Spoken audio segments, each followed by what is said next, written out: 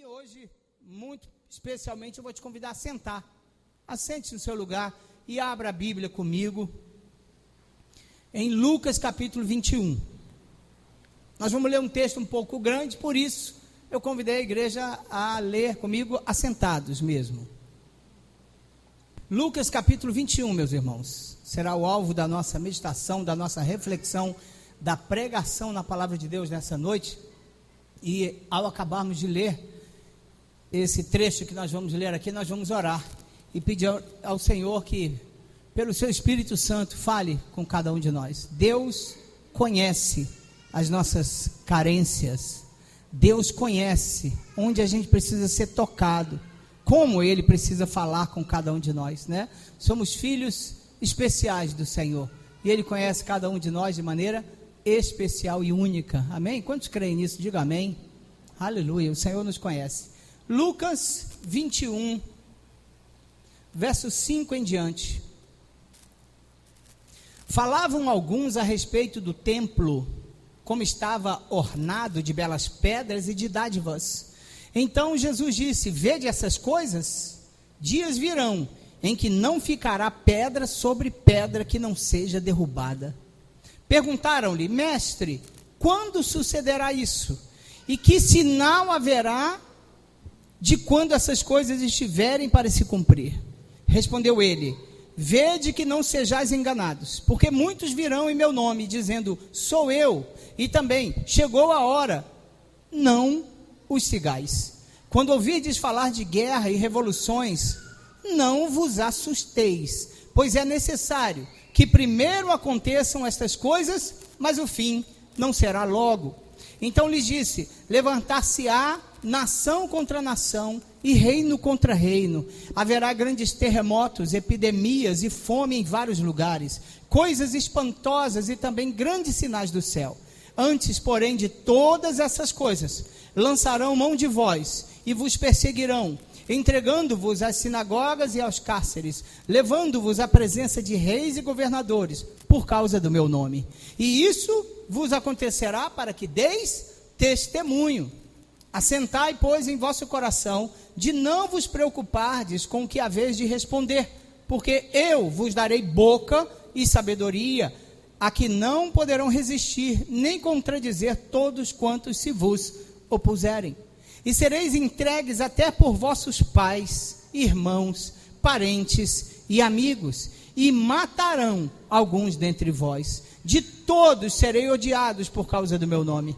Contudo, não se perderá um só fio de cabelo da vossa cabeça. É na vossa perseverança que ganhareis a vossa alma. Vamos continuar? Verso 20. Quando, porém, virdes Jerusalém sitiada de exércitos, sabei que está próxima a sua devastação. Então, os que estiverem na Judéia, fujam para os montes. Os que se encontrarem dentro da cidade, retirem-se. E os que estiverem nos campos, não entrem nela, porque esses dias são de vingança, para se cumprir tudo o que está escrito. Ai das que estiverem grávidas e das que amamentarem naqueles dias, porque haverá grande aflição na terra e ira contra esse povo. Cairão a fio de espada e serão levados cativos para todas as nações, e até que os tempos dos gentios se completem, Jerusalém será pisada por eles. Haverá sinais no sol, na lua e nas estrelas. Sobre a terra, angústia entre as nações em perplexidade, por causa do bramido do mar e das ondas. Haverá homens que desmaiarão de terror, e pela expectativa das coisas que sobrevirão ao mundo, pois os poderes dos céus serão abalados. Então se verá o Filho do Homem vindo numa nuvem, com poder e grande glória. Ora, ao começar essas coisas a suceder, exultai e erguei a vossa cabeça, porque a vossa redenção está próxima. Ainda lhes propôs uma parábola dizendo: vede a figueira e todas as árvores, quando começam a brotar, vendo-o, sabeis por vós mesmos que o verão está próximo. Assim também, quando virdes acontecerem essas coisas, sabei que está próximo o reino de Deus. Em verdade vos digo que não passará essa geração sem que tudo isso aconteça. Passará o céu e a terra, mas as minhas palavras não passarão. Acautelai-vos por vós mesmos, para que nunca vos suceda que o vosso coração fique sobrecarregado com as consequências da orgia, da embriaguez e das preocupações desse mundo, e para que aquele dia não venha sobre vós repentinamente como um laço, pois há de sobrevir a todos os que vivem sobre a face de toda a terra. Vigiai, pois, a todo tempo, orando, para que possais escapar de todas essas coisas que têm de suceder e estar em pé na presença do Filho do Homem. Uma leitura longa, mas de grande valor para nós, amém? Oremos. Pai Santo e amado, nós pedimos agora a direção do Teu Espírito Santo, de maneira que o Senhor fale com cada um de nós, nos trazendo exortações, alertas, palavras de conforto, de conforto, de consolo, e também, Deus, firmeza para nós seguirmos em frente em fidelidade ao Senhor. Guarda-nos, ó Deus, de todo mal desses últimos tempos. Guarda-nos, ó Pai, de todas as contaminações dessa última era, para que sejamos achados íntegros e irrepreensíveis, e também sempre abundantes na obra do Senhor, em obediência à Tua palavra. Fala comigo, meu Deus, nessa noite. Fala com cada um que está aqui, Senhor, em nome de Jesus. Amém e amém. E glória a Deus, que o Senhor nos abençoe nessa noite com a sua palavra. Meus irmãos, vale a pena a gente abrir essa meditação nesse capítulo de Lucas, lembrando que quando a gente se depara com textos aparentemente contraditórios na Bíblia, principalmente os que aparecem nos evangelhos, aparentemente contraditórios, a gente precisa lembrar de uma característica desses evangelhos: a complementaridade. Como esses textos se complementam. Às vezes, cada escritor de um evangelho escreveu uma parte de um todo, a parte da história toda, do que eles viram completamente, ou do discurso todo. Um exemplo muito interessante disso, do que eu estou acabando de dizer, é sobre as mulheres que chegam no túmulo de Jesus, logo em seguida ele ter ressuscitado. João narra dizendo o seguinte: Maria Madalena foi ao sepulcro, sendo ainda escuro, e viu que a pedra estava revolvida. Então João fala de uma mulher que foi. Mateus diz: Maria Madalena e a outra Maria foram ver o sepulcro. Então Mateus já fala de duas mulheres indo ao sepulcro após a ressurreição de Jesus. Marcos já diz: Maria Madalena, Maria mãe de Tiago e Salomé foram até o sepulcro após a ressurreição de Jesus. E Lucas já narra a mesma história dizendo: eram Maria Madalena, Joana, Maria mãe de Tiago e outras mulheres que estavam com eles, que foram até o sepulcro. Então isso é maravilhoso, porque essas diferenças, essas aparentes contradições, na verdade, são prova da originalidade e da maneira com que a gente pode dar credibilidade aos evangelhos. Percebam, são homens diferentes, de culturas diferentes, de visões diferentes, que enxergaram um mesmo fato, um mesmo episódio, e tem necessidade de transmitir para pessoas diferentes. Às vezes ele passa um detalhe para um, passa um detalhe para outro. Mateus escrevendo para os judeus, Marcos escrevendo para romanos, Lucas escrevendo para os gregos. Então eles sentem necessidade, conforme o público que vai receber essas cartas, de ressaltar detalhes que o outro não deu. Então a gente entende aqui que Lucas, que foi o escritor sagrado que pesquisou para poder escrever os evangelhos, ele não estava lá.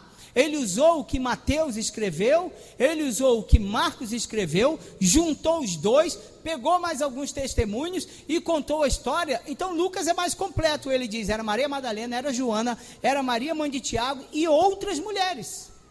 E o que a gente entende com isso? Que a Bíblia é perfeita.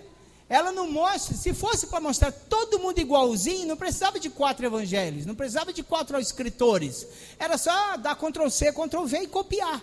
Mas ele se ocupou, os evangelhos são os livros mais importantes da palavra de Deus, e são 4 livros para contar a mesma história de um homem, de Jesus. Então naturalmente viriam essas diferenças, e elas são boas para a gente compreender. É assim também que a gente vê essa história de Lucas que a gente acabou de ler. Em Lucas, diz que alguns perguntaram-lhe, quando será o tempo dessas coisas? Em Mateus diz, os discípulos se aproximaram em particular, já foi mais específico, e perguntaram para o Senhor, e fizeram a pergunta do texto. E Marcos diz, Pedro, Tiago, João e André sentaram com Jesus em particular e perguntaram, Senhor, quando essas coisas vão acontecer? Quando essas coisas sucederão? Então você percebe que os três, Mateus, Marcos e Lucas, se complementam. Eram alguns dos discípulos, especificamente Pedro, Tiago, João e André, que se interessaram em perguntar para o Senhor sobre algumas questões bastante interessantes. Minha segunda observação, antes de entrar na meditação do texto, é lembrar para os irmãos da linguagem, das expressões, dos tempos verbais dos textos bíblicos, e principalmente de textos proféticos, como esse de Mateus, de Marcos e Lucas, falando sobre a vinda do Senhor Jesus. Precisamos prestar atenção também na cronologia daquilo que se diz. Uma hora ele está falando de algo que está acontecendo, aí ele pula para falar de alguma coisa que vai acontecer na eternidade. Daqui a pouco, no versículo seguinte, ele volta para falar de algo que vai acontecer no futuro recente de Israel, de Jerusalém principalmente. Então, essa cronologia, ela precisa receber nossa atenção para a gente não confundir a resposta que Jesus deu, né? E por último, lembrar, os textos que falam desse episódio, dessa cena de Jesus com os discípulos, questionando a ele sobre o final dos tempos, são textos complementares, textos que se unem. Então vai que você se interessa em ler mais sobre isso, vai ler o que Mateus disse, o que Marcos escreveu, o que Lucas escreveu, compara, e você vai ver que o todo é simplesmente maravilhoso.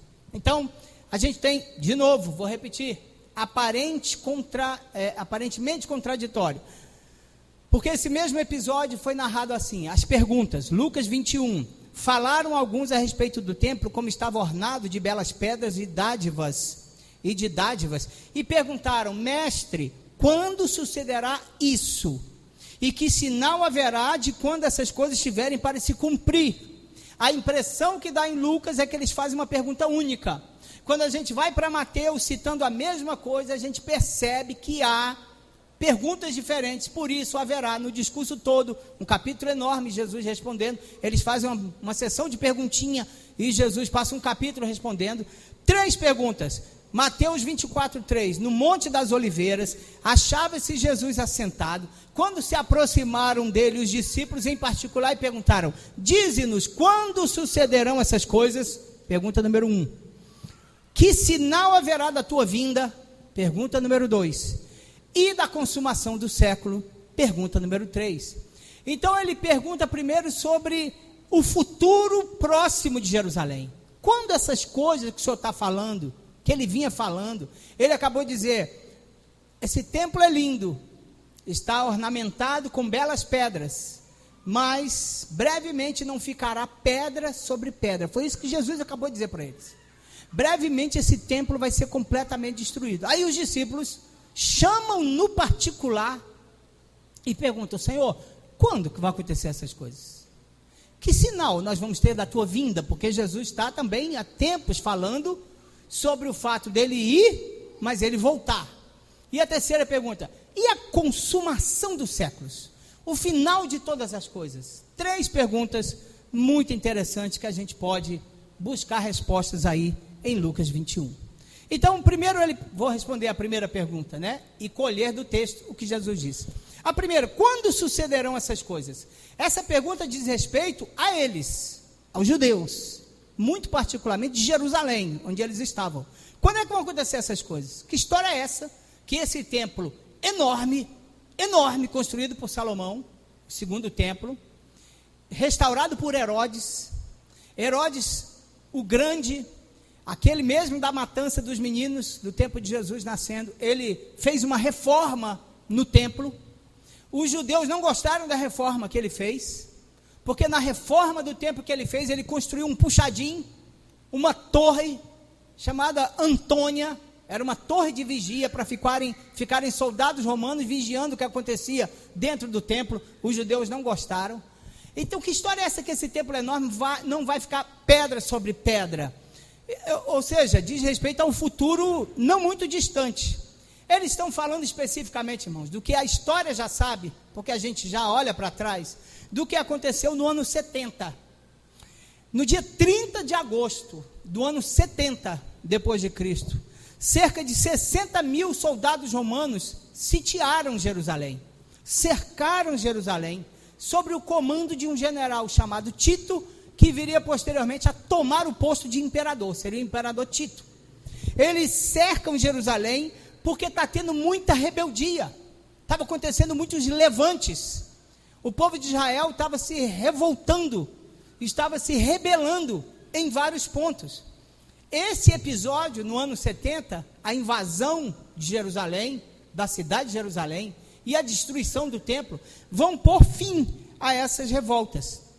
Os revolucionários haviam ocupado a Fortaleza Antônia, aquele puxadinho que eu falei, que eles eram inconformados com ele. Após dias de luta cruel, eles mataram toda uma legião romana, mesmo com os legionários, com os soldados romanos se rendendo.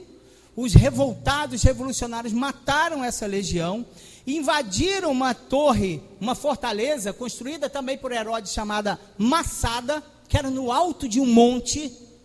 Preste atenção nisso, no alto de um monte, num lugar muito estratégico. Herodes reforçou e construiu uma fortaleza, a fortaleza de Massada, no monte chamado Massada, e ali os revoltados massacraram muitos soldados romanos. Além de tudo, outros pontos estavam sendo tomados pelos judeus. Roma não se satisfaz com isso e envia 60 mil soldados para sitiar somente a cidade de Jerusalém, porque eles achavam que o templo não era só um lugar espiritual, mas era como se fosse uma fortaleza de guerra, como se fosse um quartel-general. Isso quem conta é Flávio Joséfo, um historiador romano daquele período. Ele diz que na cabeça dos romanos tinha alguma coisa acontecendo dentro do templo, porque eles não eram liberados, e o próprio Arquelau, que assumiu no lugar de Herodes, não liberava romano para entrar no templo. Era profanação, era um absurdo entrar no templo dos judeus. Então eles começaram a desconfiar, tem coisa acontecendo lá dentro, deve ter arma, deve ter, estão se organizando, esses levantes são organizados lá dentro. Então eles se preparam para invadir. Tito atacou pelo ponto mais fraco da fortificação, a cidade de Jerusalém, a chamada Terceira Muralha. A cidade foi saqueada, o templo foi totalmente saqueado, destruído. Eles atearam em fogo em tudo. São dados da história, tanto que não está na Bíblia, é história normal, história natural. Saquearam tudo, mataram muitos habitantes de Jerusalém, escravizaram e deportaram a grande maioria deles para trabalhar em minas que os Herodes mantinham. Então eles foram mandados para lá, e os soldados romanos festejaram a vitória, chegando em Roma, entrando em Roma com a menorá nas mãos. É o candelabro, meus irmãos, e a mesa da preposição. Essas duas coisas que eu estou dizendo para vocês, só quem via era o sumo sacerdote, que tinha autorização para entrar no Santo dos Santos, onde ficava o candelabro, ungido, todo ungido, ficava lá a mesa da preposição, que ele usava para fazer as ofertas, para expiação do pecado do povo. Só o sumo sacerdote havia visto aqueles objetos. Eles profanaram o templo, destruíram Jerusalém, mataram. As pessoas começaram a fugir. Grande parte do povo que fugiu para Massada. Lembra que Massada é no monte alto? E olha a profecia de Jesus aí em Lucas 21, dizendo: os que estiverem na Judéia fujam para os montes. Exatamente isso que aconteceu, e foi uma grande derrota. Flávio Joséfo, esse historiador que eu contei, ele anotou uma frase dita por Tito. Tito disse o seguinte: não há mérito em vencer um povo abandonado pelo seu Deus. Foi essa a impressão que Tito teve, que eles estavam vencendo um povo que tinha sido abandonado pelo seu próprio Deus. E desse trecho, dessa resposta, eu destaco o versículo 13, quando Jesus ainda diz para eles: e isso vos acontecerá para que deis testemunho. Uma tragédia desse tamanho. E Jesus disse: tudo isso vai acontecer. Não aconteceu, aconteceu pela teimosia do povo, pela falsa religiosidade, aconteceu pelo pecado, pela idolatria que entrou no meio do povo, mas ele diz no final: e isso vai acontecer para que vocês deem testemunho. Jesus prenuncia a destruição de Jerusalém no ano 70. É por isso que a gente sempre conta as cartas bíblicas, todas elas de 70 para trás, ou então do primeiro semestre de 70 para trás, porque nenhuma carta de Paulo, nenhuma carta de Pedro, nenhuma conta uma tragédia desse tamanho. Então, historicamente, a gente entende, se eles não falam disso, é porque não tinha acontecido. Então, esse episódio na história nos ensina um pouco sobre o tempo, como as coisas aconteceram lá. Mas a primeira pergunta está respondida. Quando aconteceram essas coisas? Que história é essa de que não vai ficar pedra sobre pedra? Jesus contou para eles. A segunda pergunta: qual sinal haverá da tua vinda? Que sinal haverá da tua vinda? Essa pergunta já diz respeito a Jesus, a volta de Jesus, que para eles significava redenção. Até um certo ponto, eles confundiam muito, e grande parte da população, achando que Jesus destronaria Herodes, de que quando ele estava falando de um reino, ele estava falando de tomar o trono de Herodes, expulsar e matar os romanos, e tomar o domínio de Israel e de Jerusalém de volta. Mas várias vezes o Senhor Jesus retirava isso dele, e dizia: não, o meu reino não é visível, não é um reino humano, não é disso que eu estou falando. E Jesus acaba sendo morto muito por essa noção que eles tinham, essa frustração que eles tiveram por descobrir que Jesus não foi lá para matar Herodes. Jesus acabou sendo morto por eles, pelos romanos.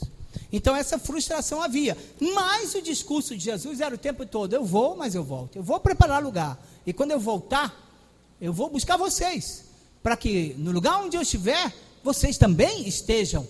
Eu estou indo a preparar lugar. Por isso, não se perturbem, não se turbe o vosso coração. Jesus disse isso para os discípulos em João 14, poucas horas antes da sua crucificação, quando os discípulos que depositavam nele tanta esperança veriam o Messias sendo morto e crucificado.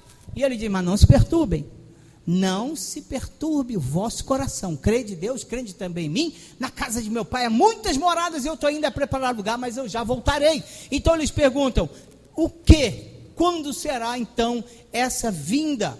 Para eles significava redenção, para eles poderia significar finalmente o livramento, uma grande promessa. Para alguns hoje soa como ameaça. Você cuida da sua vida, se converte rápido, porque Jesus está voltando. Trata de abandonar esse pecado, larga essa vida que você tem, porque Jesus está voltando. Então a gente corre o risco de usar uma promessa tão linda, tão confortante, tão boa para o nosso coração, como uma ameaça. Não, irmãos, não é uma ameaça. O que tiver que acontecer com o ímpio, vai acontecer, independentemente de nós. O justo juiz virá. Para nós hoje, ele é o justo advogado, ele é o nosso advogado, Jesus Cristo é o nosso advogado. Então para nós é a palavra de alento: Jesus está voltando, e o povo de Deus diz: glória a Deus. O povo diz: Maranata, vem mesmo Jesus, vem logo, vem essa noite Jesus. Se eu vier essa noite, preparado está o meu coração. Quantos podem dizer isso aqui? Aleluia, não tem esse medinho não. Peraí, Jesus, deixa eu me acertar primeiro, deixa eu devolver as coisas que eu roubei, pagar, cumprir a minha inadimplência, pagar o que eu estou devendo, me acertar com a minha esposa, me acertar com meu filho, que eu não falo com ele há 6 meses. Tem gente que é assim, tem crente que é desse jeito, mas nosso coração está preparado. Então essa palavra é de alento para nós. Jesus voltará brevemente, meus irmãos. E ele vem para buscar a sua igreja, e vai acabar com todo sofrimento. Todo sofrimento vai ter fim, quando Jesus voltar para nos buscar. E ele diz para eles, no versículo 28, falando sobre essa pergunta, ele diz: ao começarem essas coisas, os sinais da vinda, as coisas terríveis que ele sinalizou, ao começarem essas coisas, exultai e erguei a vossa cabeça, porque a vossa redenção está próxima. Olha o que ele está dizendo. Quando vocês virem o templo sendo destruído, a vida difícil, o mundo cada vez mais cruel, as perseguições cada vez maiores, não abaixe a cabeça, não desanime como se estivesse perdendo a batalha. Pelo contrário, erga a cabeça, exulte de alegria, porque o reino está próximo. Gente, isso é promessa de Deus para nós hoje. É promessa de Deus para nós hoje. A situação está difícil. Você está vendo esse mundo louco? Esse mundo louco que a gente vive.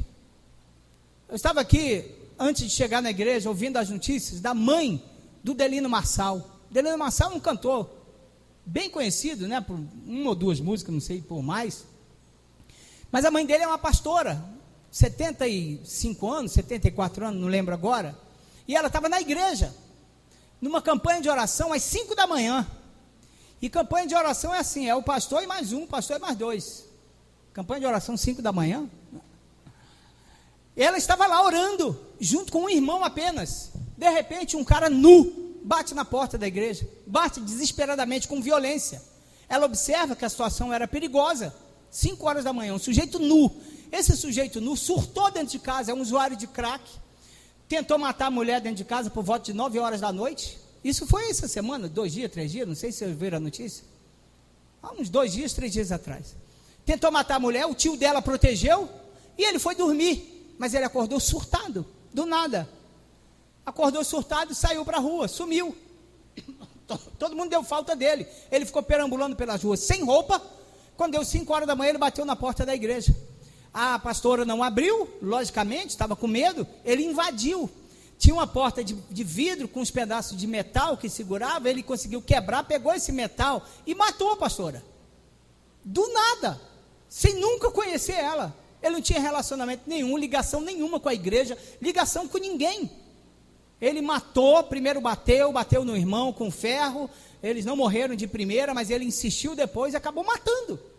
Saiu dali, pegou uma faca e tentou esfaquear pessoas na rua, nu, pelado, com a mão no bolso, andando pela rua, surtado, e matou uma pastora. Morreu assim, gente, por causa de um usuário de uma droga violenta que deixa a pessoa neurótica, maluca da cabeça.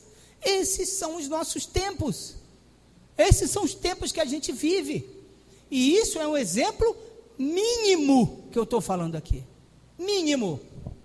Tempos muito difíceis, em que se mata cristão pelo mundo todo dia. Você só fica sabendo quando eu venho aqui de púlpito e dou notícias, falando de missões, falando do domingo da igreja perseguida, falando de missões internacionais, né, missões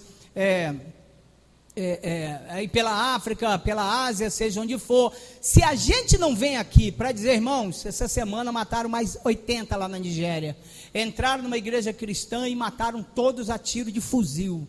Se a gente não vem aqui falar, você não vai saber, porque não é a Globo que vai te dar essa notícia.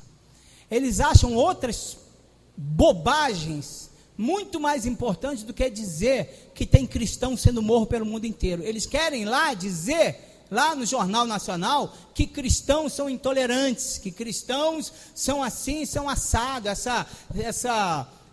esse radicalismo abraâmico, porque a Bíblia, é isso que eles querem. Se a gente não vier, meus irmãos, se informar de púlpito aqui sobre a perseguição contra a igreja, como a igreja vive em extrema perseguição nesses dias, a gente nem fica sabendo.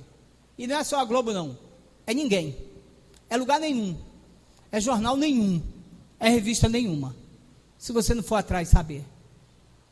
E o Senhor está dizendo, erga a cabeça. Tudo isso que você está vendo é bíblico. Tem nada que não seja bíblico. Estão matando cristãos, bíblico. Perseguindo a igreja, bíblico. Negando a Bíblia, bíblico. Falsos cristos, confundindo cabeças, pregando o evangelho impuro, bíblico. Exultai, erguei a cabeça, disse o Senhor. Erguei a cabeça quando vocês souberem dessas coisas, no sentido de não desista, não se sinta derrotado, pelo contrário, que isso confirme a sua fé, porque é bíblico, é palavra de Deus, é profecia se cumprindo. Segundo sentido, no mesmo sentido que Davi usou quando estava cercado por inimigos. Ele disse: eu elevo os meus olhos para o monte. Eu não abaixo a cabeça. Abaixar a cabeça eu não acho nada. Talvez se eu abaixar a cabeça eu vou achar eu mesmo. Eu e minha pouca força, eu e minha falsa estratégia, eu e meu jeito de fazer as coisas. Mas eu ergo meus olhos para os montes. É de lá que vem o meu socorro. O meu socorro vem do Senhor, que fez os céus e a terra. Aleluia. Ergamos a cabeça, meus irmãos. Ergamos a cabeça.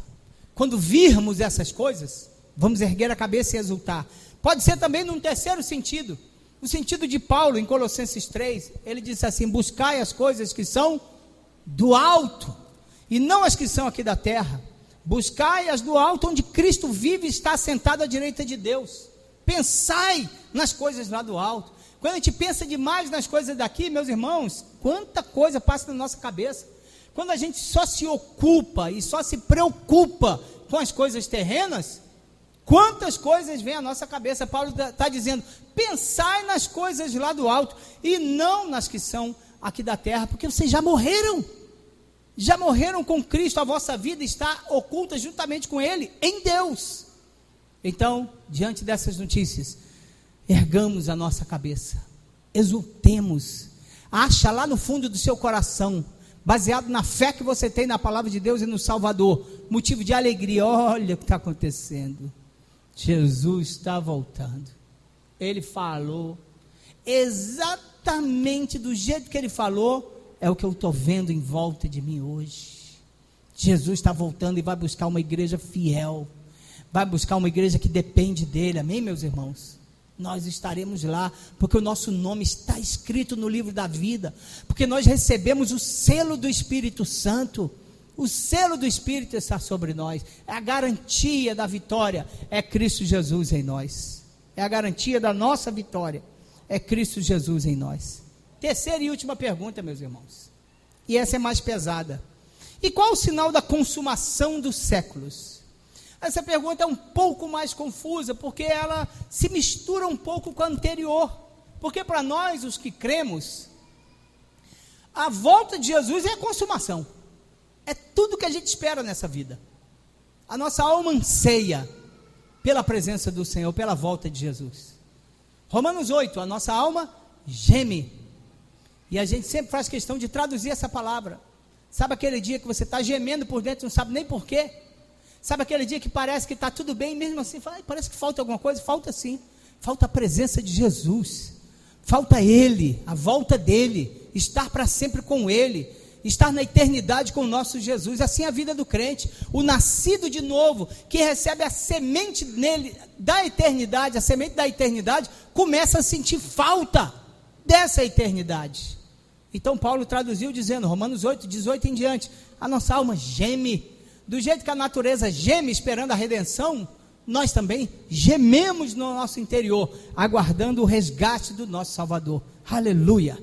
Não sei se você já sentiu isso, mas pare e perceba como a nossa alma sente falta do Deus vivo, de estar para sempre com Ele na eternidade.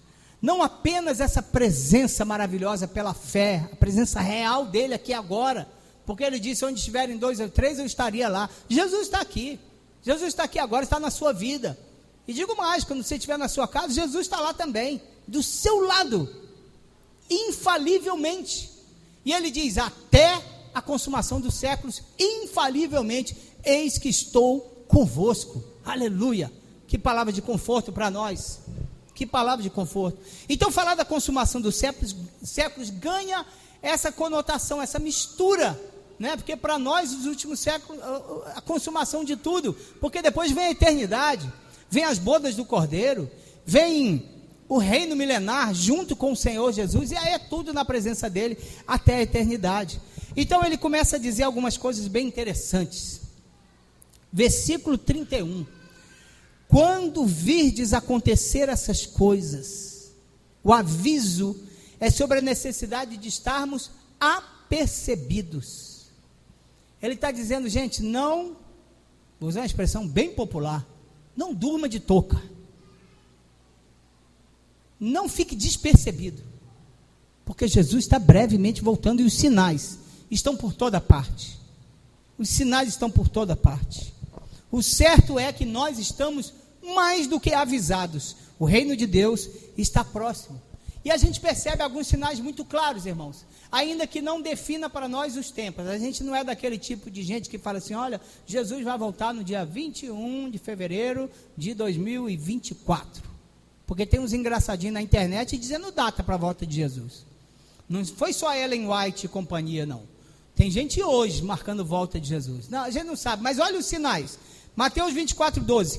Por se multiplicar a iniquidade, o amor de quase todos esfriará. A revista corrigida diz assim, o amor de muitos, mas a minha revista atualizada fez questão de detalhar o amor de quase todos.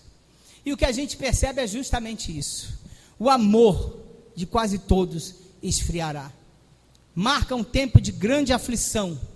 E aliás, em tempos de grande aflição, em tempos de muita perseguição, em tempos de muito sofrimento, desaparece um pouco, meus irmãos, a sensação do amor coletivo, e surge o amor mais individual. É uma questão de sobrevivência. Em períodos de guerra, as pessoas são totalmente egoístas. Ela podendo se livrar, e se puder livrar a esposa, os filhos, beleza. Se esconder no fundo da casa dele, e se salvar ele e a família, beleza. Porque é guerra. É guerra. Se todo mundo vai morrer, então eu vou proteger o meu coração, a minha vida. É uma questão de sobrevivência. Então, movidos por um certo instinto de sobrevivência, em tempos de muita dificuldade, o amor esfria mesmo. Essa é a realidade dos nossos últimos dias. O amor às coisas espirituais, o amor a Deus. As coisas estão se esfriando cada vez mais. E gera um segundo sinal, que eu vou dizer para os irmãos, falta de compromisso, esfriamento espiritual. Enquanto a Bíblia diz, consideremos-nos uns aos outros, para nos estimular ao amor e às boas obras, não deixando a nossa congregação, quanto mais vedes que o dia se aproxima. Isso é Hebreus. Ele está dizendo, gente, quanto mais perto da volta de Jesus, quanto mais o dia se aproxima, mais será necessário exortação, admoestação, mais será necessário estímulos. A gente está dizendo, gente, vamos, não desiste, segue em frente, bora, ergue a cabeça, vamos embora, gente, não olha para trás, não desista, quanto mais se aproxima o tempo de Jesus, isso é Hebreus capítulo 10, versículo 25, mais estímulos. É impressionante como isso é tão real hoje. Eu me permito dizer, o tanto de pessoas que eu vou falar, meu irmão, o que está acontecendo com você?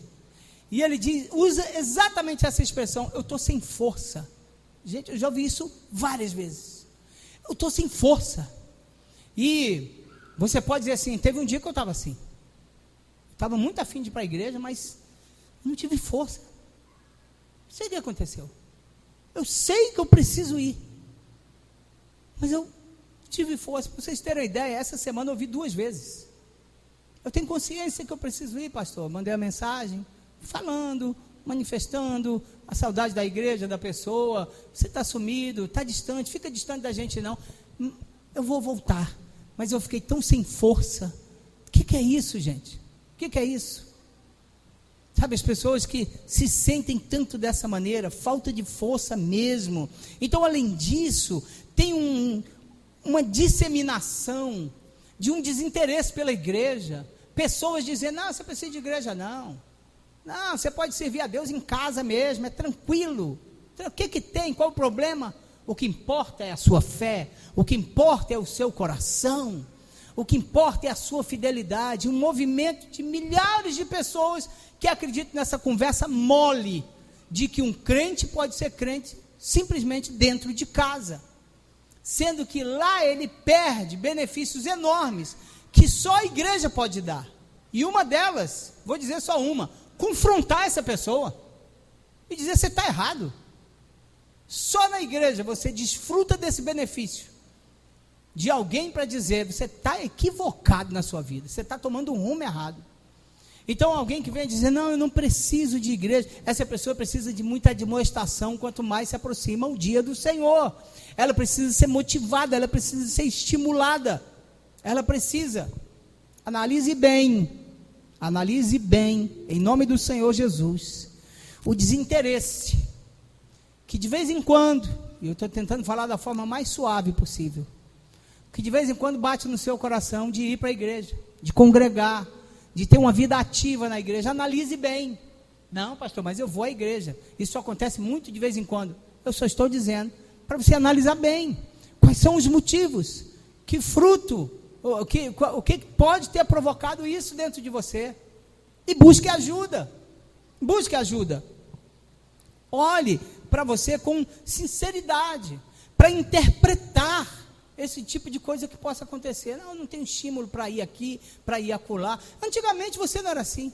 Antigamente você ia em tudo, fazia tudo, participava de tudo, queria estar em tudo. Vigília, você ficava até o final. No culto, você ficava até o final. Não acabava o culto, você saía batido, como quem está com pressa de sair desse lugar. Você queria ficar, você queria conversar com as pessoas, conhecer mais. O que está acontecendo? É uma pergunta para ser feita por você. Pessoas que abandonam a igreja, eu vou falar de um outro grupo agora, não é porque elas ficaram mais inteligentes, mais maduras, porque elas já sabem muito, por isso elas não precisam mais aprender a Bíblia. Não, não é por isso. É simplesmente porque elas caíram na malha comum. Esse mundo é assim. Por se multiplicar a iniquidade, disse Jesus, o amor das pessoas vai se esfriar. O amor pelo próximo, o amor por Deus, e muitas vezes o amor por si mesmo.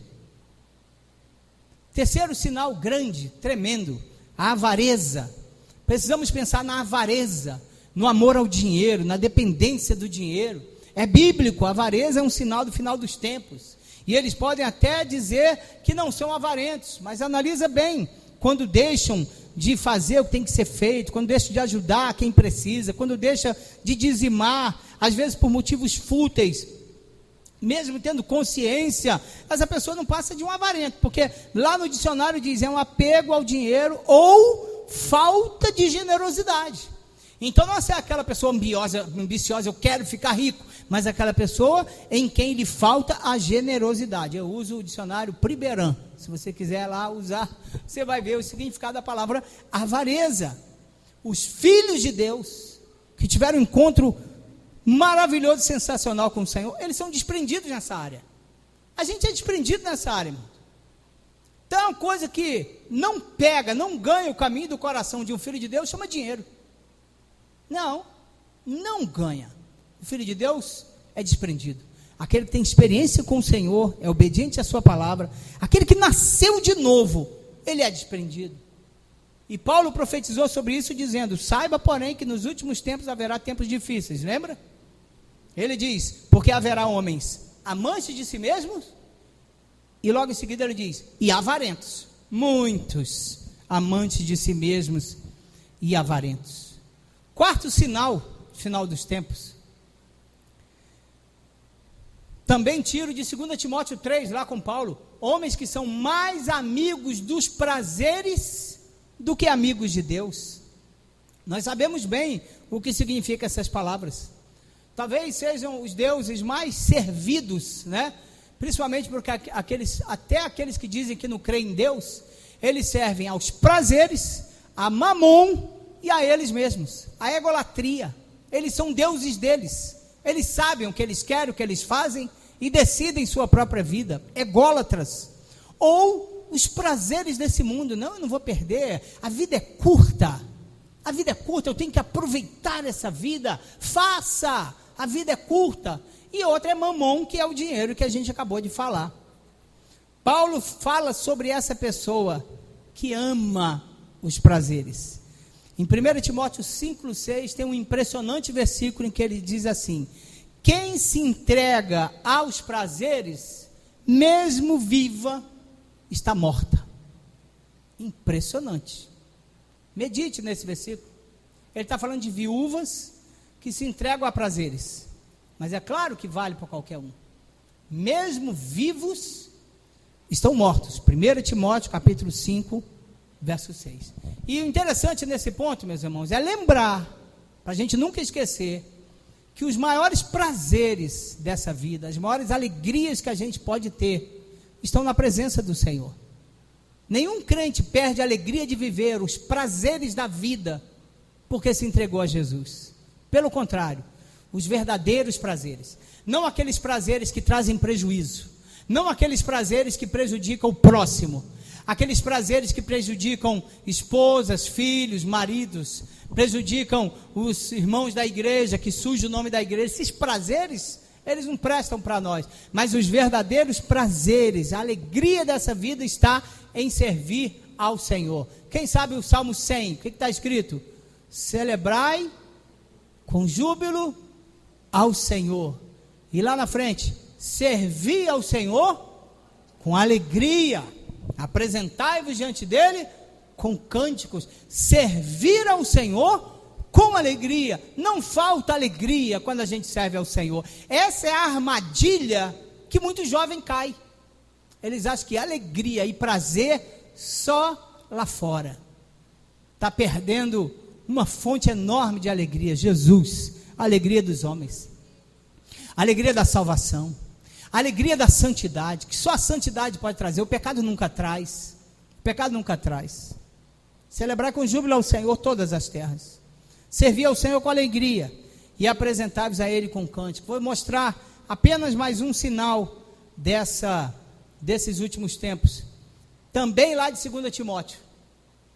Meus mais amigos de prazeres que amigos de Deus, tendo forma de piedade, mas negando o seu poder. Muita gente que tem forma de piedade, que tem jeito de crente, tem jeito de salvo, mas que no final não serão. Tem gente que fala como um salvo, tem o linguajar de alguém que foi salvo em Cristo, de que tem comunhão com Deus, mas o coração deles está longe de Deus.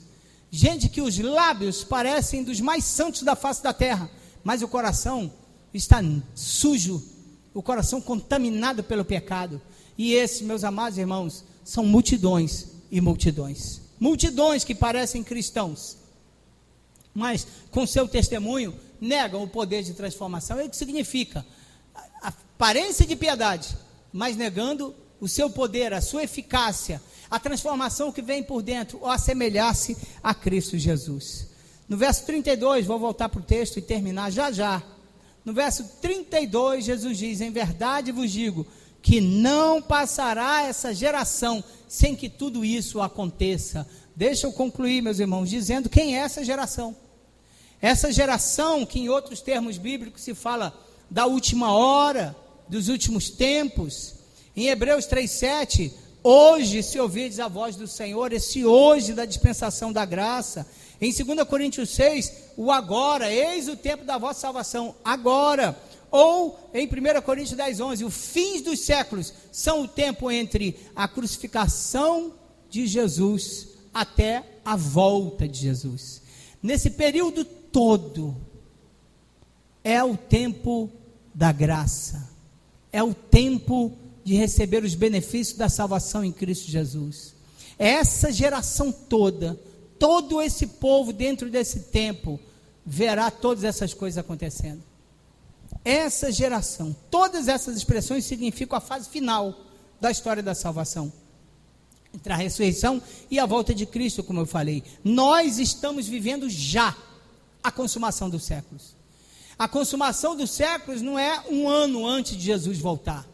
A consumação dos séculos, que os discípulos perguntaram quais serão os sinais da consumação dos séculos, não é faltando 7 anos, né, da tribulação para finalizar o tempo, ou faltando um dia para o arrebatamento. Não, a consumação dos séculos, nós já estamos dentro desse período, e os sinais da consumação dos séculos são muitos e evidentes, porque para o Senhor um dia é como 1000 anos, você lembra? E 1000 anos é como um dia. Verso 33, todas essas coisas passarão, mas a palavra de Deus não passará. A palavra do Senhor é fiel, elas não passarão, não vai cair um tio dessas promessas, não cairá um tio dessas profecias do Senhor Jesus. E verso 34, acautelai-vos por vós mesmos, disse o Senhor, cuide de você mesmo.